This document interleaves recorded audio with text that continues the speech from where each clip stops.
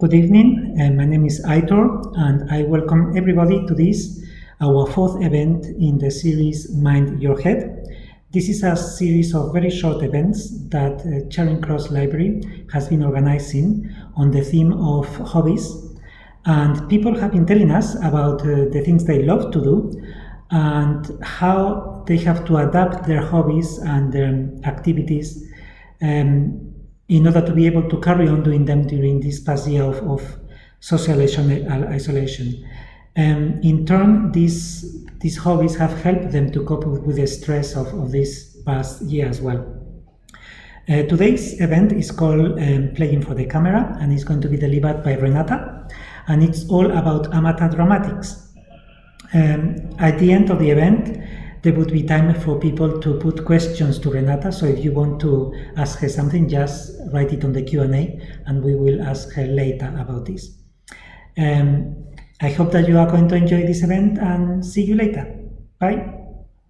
Thank you for having me and giving me this opportunity to talk about my hobby.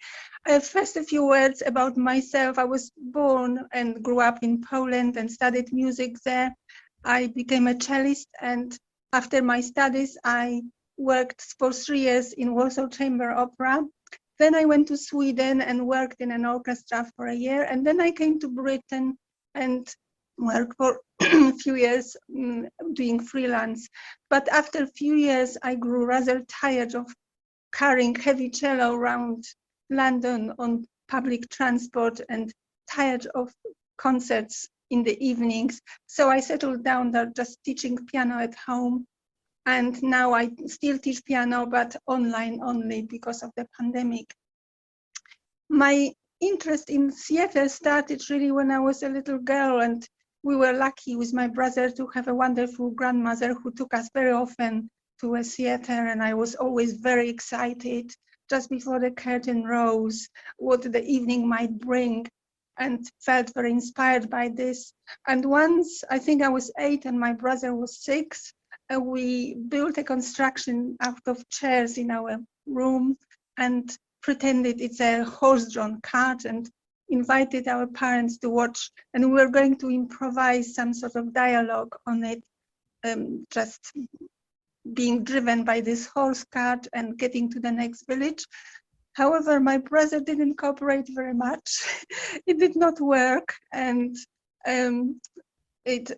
my theater interest came to a big halt for many, many years. But it resurfaced a few years ago, and I joined adult learning in Lewisham acting class. And it's proved to be a wonderful class. And I think my wonderful tutor, Anne Garrett, is in the audience. And if it wasn't for her and her gentle tutoring and gentle encouragement and building our confidence, I would not be probably sitting here and talking to you about theater. We have very thorough preparation for acting. Even as amateurs, we do breathing exercises, vocal exercises, movement, improvisation, and we generally have a wonderful time. So maybe I should tell you now how it all went on Zoom. So it all starts really with me being on extremely vulnerable people list because of the shortage of white blood cells that I have. So at the beginning of the pandemic, I was really very scared that I would catch this virus. I was really maybe even too cautious. And when a friend said I would come and chat to you, I thought the only way I can do it, I will stand in the window of our first floor and she will be on the front drive and we'll talk through open window. That was in July, last July. And then she said that she's going to bring a friend. So I put a table and chairs to give them cake and tea. And then I thought, well, there is with my husband and them too, it's 4 of us. So I quickly printed some scene from Importance of Being Earnest by Oscar Wilde for us to act it. So me and my husband were on the first floor and they were on the drive in front of the house. And we read through from our scripts this scene and it was fun. Well, it all really the idea came because with my friend we were joking that it's going to be a balcony scene of Romeo and Juliet. So that was putting me on sort of thinking a theater track. So after this July balcony scene, to the amusement of passers-by, I dared to move the whole thing to the garden. So our next do had 6 people, the 2 of us and 4 guests. And we had, because I still was quite worried, we had marked areas on the lawn with sticks where it's our area with my husband and all the guests in further away area. And we performed shortened, obviously abbreviated scenes from 2 comedies by Aristophanes, and they are very funny and also very, very rude, and but also tremendously modern. And what made me be interested in these comedies is because they were so modern, so shockingly modern. So we had a lot of fun, and as always, we never learn lines by heart. We just read the scripts, which are very abbreviated. And so after that, we had another meeting in the garden. And then when it got too cold to hold it in the garden, I just thought, well, we need to put it on Zoom. So in November, we had our first Zoom performance with this time about 13, 14 people. And we did extended versions of the scenes of Aristophanes, the 2 comedies. And then in 10 days ago, we had our second Zoom performance, and we did 1 play by Ibsen and 2 by Noel Coward. And later on, you will see these excerpts from these scenes. So that's the story of how it went on Zoom. May I ask you a question, perhaps? You said that you've been isolating all this time because of your condition during COVID. And do you think that all these things that you've been preparing with on Zoom and with friends playing these plays have helped you with this time of self-isolating, or it was just a hobby that you enjoy? Well, both really, because in lockdown, when one is cooped up, especially me, one doesn't have opportunity to go into everyday sort of situations outdoors, and there is much more limited range of even emotions in everyday life that need airing.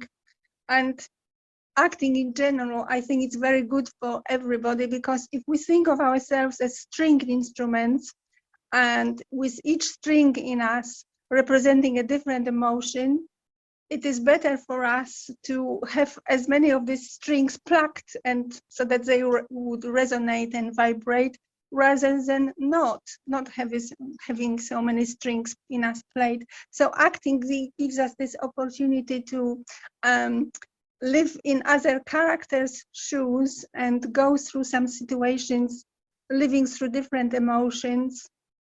And one of the participants of our Zoom meeting, when I gave him a choice which part he would want to play, he chose the one where the character gets angry, because maybe it would give him an opportunity to vent his anger in safe conditions.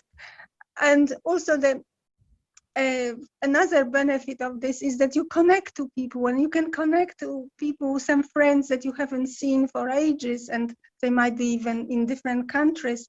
My next project is actually to put on a Polish play in Polish language, and there are some friends in Germany, France, Italy, and in Poland and family that I haven't talked maybe for decades, and it will be a wonderful opportunity to reconnect. And another benefit of this is that when you act these scenes from different plays, you discover that everybody really feels that this main basic emotions in very similar way. So after a while, you gain this feeling that we are all much more similar than we are different. And after we act, for example, in our acting class few scenes, we feel that some ice has been melted and some barriers went down, and we feel it's a wonderful feeling, really. You feel so close to other people, that we are much more the same than we are different. So what I find in from this is that this kind of acting that you do with as a hobby not only has helped you to connect with other people at a time when we are supposed to keep isolated and not having much connection, but also helps you actually to connect in a better way, something that can be useful even in normal times, in a way of, as you said, you can vent emotions in a safe way. You can Yes. you can find something about things about people in this kind of play with other people that breaks barriers, not just the physical barriers of distancing, yes. but also emotional barriers, which Absolutely, are there absolutely. all the time. Yeah. Yes. So I would recommend acting for everybody when the pandemic is almost gone, if it ever will be completely gone, to join acting classes, because they are really wonderful way of connecting to other people. But if you want to do it still on Zoom, you need to cut short the plays, because the text as taken sort of without any cuts involves some scenes that don't work on Zoom. So like someone is asking, please, will you take your coat off, or would you like a cup of tea, or are you cold? So you need to only keep words and scenes that propel the action forward, or are really significant. And you need to be careful that you don't cut out anything that would make future dialogues really a nonsense. So that's something to bear in mind. And I myself, when I prepare for acting, it never works out the way that I plan, because when you're actually in the thick of it, in the moment, something that your partner is saying might trigger something else in you, and you haven't planned how you're going to react, and it all comes completely different, which is very thrilling. And when putting things on Zoom, also everybody accepts that things will be going wrong, because we never rehearse, we read, and everybody's an amateur. So we just had one actor, professional actor, in our last Zoom meeting, but he's not working as an actor anymore. He was in the past an actor. Apart from that, everybody is an amateur. So yes, it's quite hard now for everybody who would like to be involved in acting now, not just professionals, but everybody. Even, well, we cannot go to the theaters yet, so it's all quite hard. But let's say that someone would like to do a bit of acting as a hobby, or get involved in theater as a hobby. Is there anywhere that people can go, or where they can start looking? Well, library is a wonderful place to find about classes like this, because, for example, my local library has got leaflets about all possible events in our borough and in other boroughs, and even out of London, lots and lots of leaflets. So that's a good place to start. And every borough would have some sort of adult education center somewhere. But even if you don't want to go anywhere, you can still do it at home with the members of your household. You could have wonderful fun just reading plays, and even dress up or build sets, even more fun.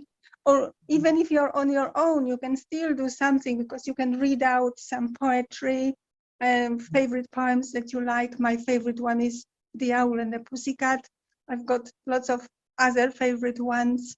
You can recite aloud famous soliloquies, to be or not to be or whatever. I've got here a very good book. It's Letters of Famous People, and they are wonderful read and wonderful for monologues. For example, there is a letter there written by a nephew of Hitler asking the president of United States to admit him to fight in the US Army against Germans. he in the end he succeeded after 2 years of pleading, and he was accepted in the US Army. There is a letter, for example, written 1 hour before Mary Stuart's execution to the King of France. So they're all very emotionally charged monologues, sorry. And so that's one way of dealing with acting when you're on your own. Oh, when it's just the two of you, there is this wonderful Mark Twain's very, very funny Diaries of Adam and Eve. And if we had more time, I would love to read this. It's really, really funny.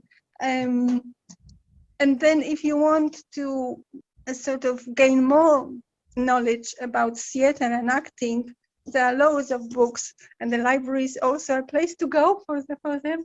For example, Stanislavski was a great authority in establishing methods of acting, techniques for acting. So any book by him would be good. Then there is a nephew of famous playwright, Russian playwright, Anton Chekhov, called Mikhail Chekhov. And I actually prefer him, what he says, to Stanislavski, who is very famous. Then there is our actor Simon Callow, Being an Actor, very, very interesting book. And he actually writes that acting, it's good for actors because it gives them freedom from being themselves and to be released from their self-consciousness. Yes. And then there is acting techniques, so lots of stuff. Yeah. If someone is interested. You also mentioned that your teacher was here. Yes. What kind of classes were that? Where did you took these classes? Were online classes or live classes? Oh no, well, recently they went online because obviously we couldn't visit our wonderful school in Broccoli. But before that, it was in a school in Broccoli, and it would be 2.5 hours, but sometimes we would get carried away and would be 3 hours or more. if people had time, we enjoyed ourselves. And were organized by your council? That's right. Yes. Yes, by Lewisham Adult Learning Center. And at the end of each term, we would put up a performance, but still everybody would be reading from their scripts. Hardly ever. I think in 5 years, I learned my lines only once, but it's not really required. I just did it to challenge myself. So at the end of each term, and there will be 3 terms in a year, we would perform for the local community. We performed once in Lewisham, a shopping center. Another time we performed in a park, in a cafe.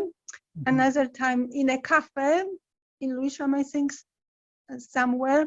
So always there are some nerves, but we just have to push through these nerves and get on with it. And after that, there's this nice feeling that, oh, we did it, and it was fun. And some more barriers came down. Yes. Do you think it would be possible, perhaps, in the future, to do this kind of thing a bit on a isolating way? I mean, keeping safe distances and things like that. Sorry, what do you mean? Do you think your school would be able to put these kind of events in the future in a kind of safe way? Well, the school actually starts after Easter with the normal run of classes in Broccoli School, and I can't go, unfortunately. I think they will demand everybody wearing a mask, but when one tries to project something loudly, apparently you can infect someone much easier with loud talking. It's like singing, yeah. Yes. Well, after this, we are going to share, of course, the video of this event, and also a short list of Renata's favorite sort of reading matter in this subject, so everyone can have it later on. And to give everyone a break, I think we can show them a short video about one of your events, your latest event on Zoom, so everyone can have a view of how it can work if they want to do that. Please forgive the acting. As Renata said, no one there is a professional actor, I think. But I hope that you enjoyed, and see you later for the Q&A. Ding dong. Is it true? I had a note from Joanna. Is what she says in it true? How do I know? I haven't read it. Don't prevaricate. She says that you've been lovers and that you are going away together tomorrow. Are you, or have you not been Joanna's lover? Yes, I have. You miserable... Sorry. You miserable cat. You haven't got a heart or a mind. You haven't got one decent instinct in you. You're morally unstable and false through and through. For the love of God, stop being so theatrical. You should never have married Joanna Henry. I always told you it was a grave mistake. You have the damn impertinence to stand there after seducing my wife and... Look here, Gary. I didn't seduce your wife, and well, you know it. And if you face the facts honestly for a minute, you'll discover you don't really mind in the least. Morris is the one who minds, for the moment. Morris? What do you mean? Answer me. I mean that Morris and Joanna have been carrying on an abortive little ding-dong under your silly nose for months. I'll never speak to you again until I die. Well, we can have a nice chat then, can't we?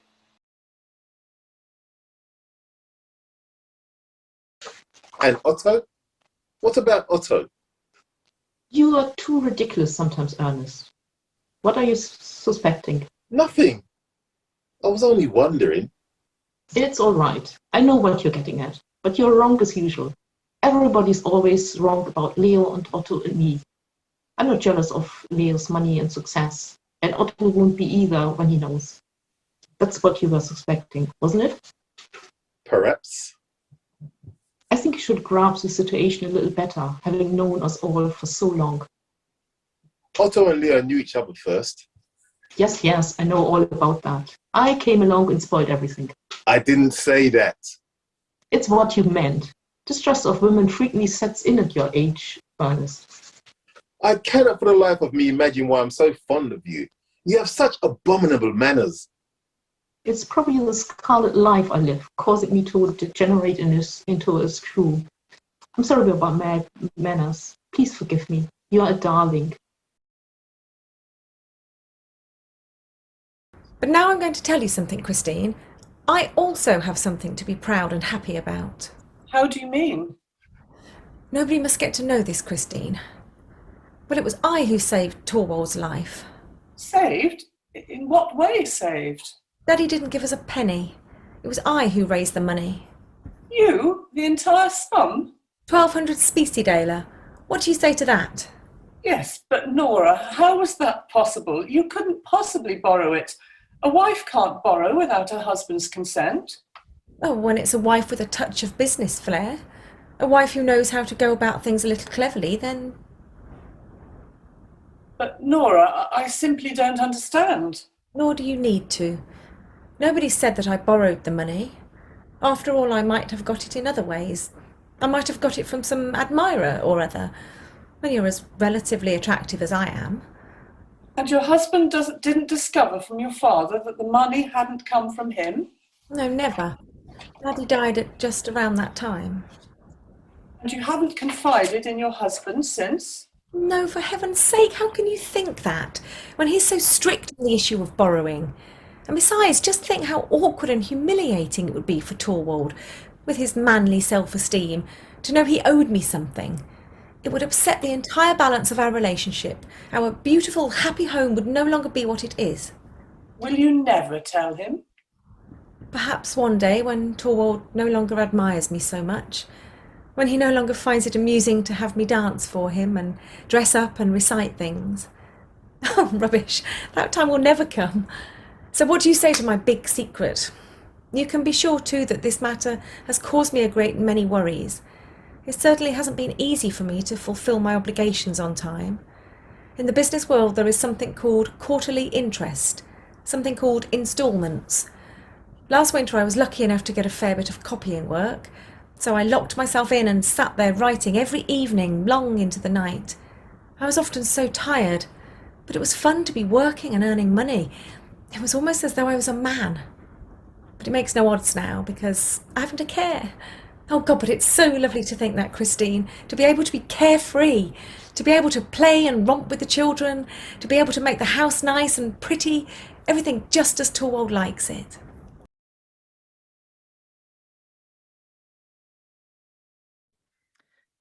Yes, the acting in some cases was quite good, I think. Yeah. And we have some questions for Renata now. Maybe if you are ready, we can put them to you. Yes. Okay. So we have a question here that says, will you take the readings outside when the lockdown's finished? Well, I would join my acting class and then I would be part of our performances wherever they would be. And I think now that it's getting warmer, I still need to shield, unfortunately.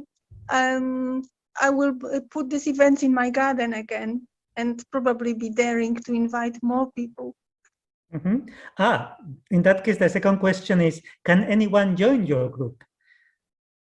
Well, I at the moment just extend to people I know, my friends and family.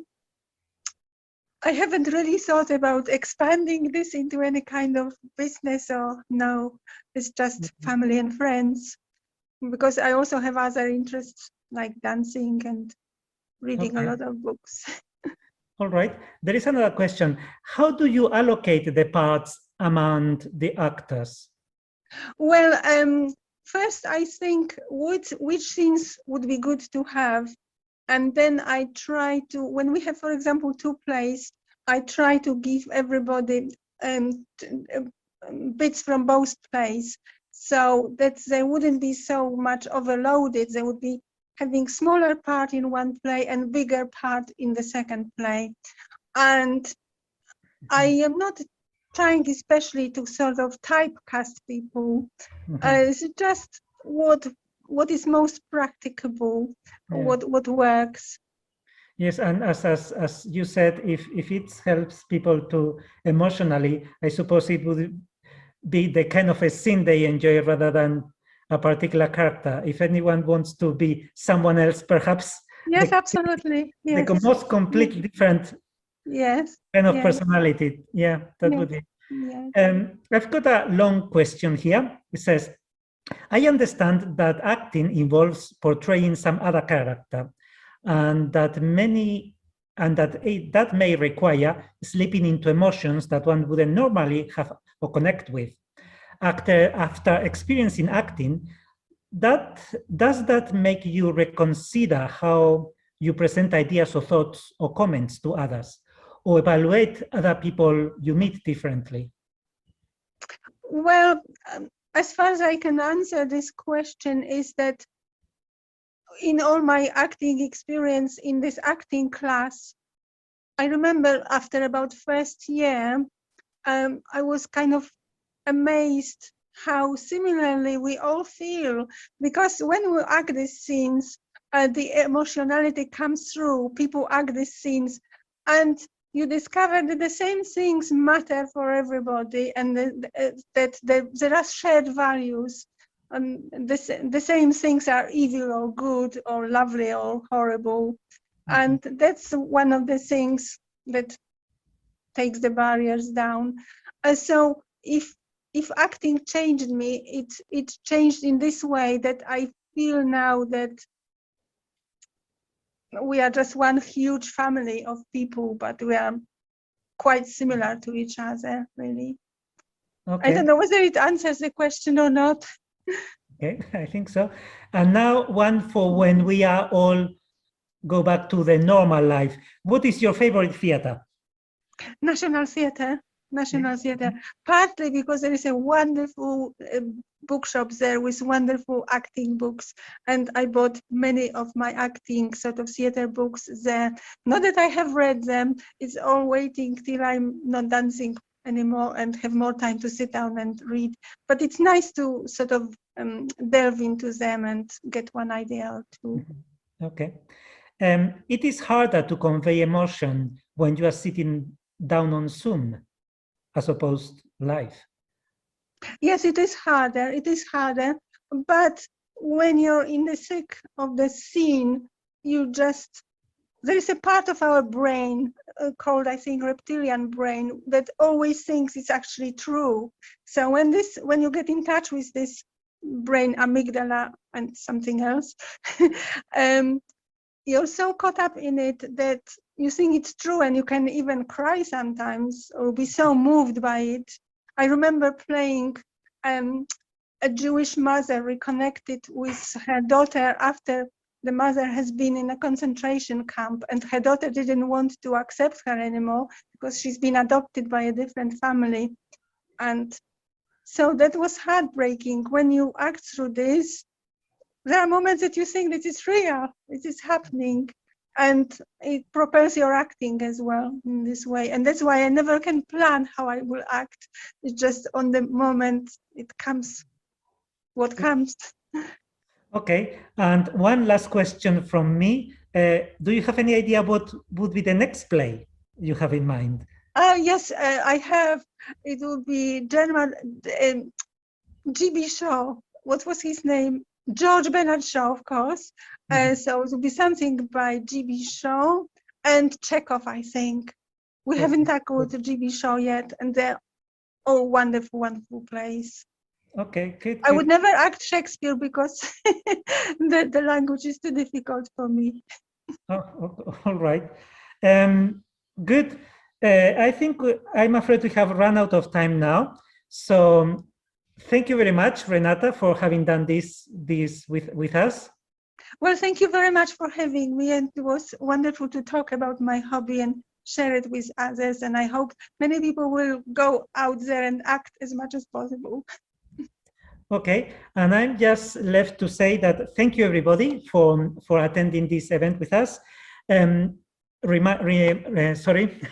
that this event is being recorded, so you could look at it later if you want. We are going to send you an email as well, asking you for your feedback, which is always very, very important to us. And also reminded you that our next event is on the 28th of April, and it's going to be a yoga session. Like this one is free, and it's already on Eventbrite if you want to book your event. And I hope that you have enjoyed this session, and see you next time. Bye. Bye, everybody. Bye-bye. Bye.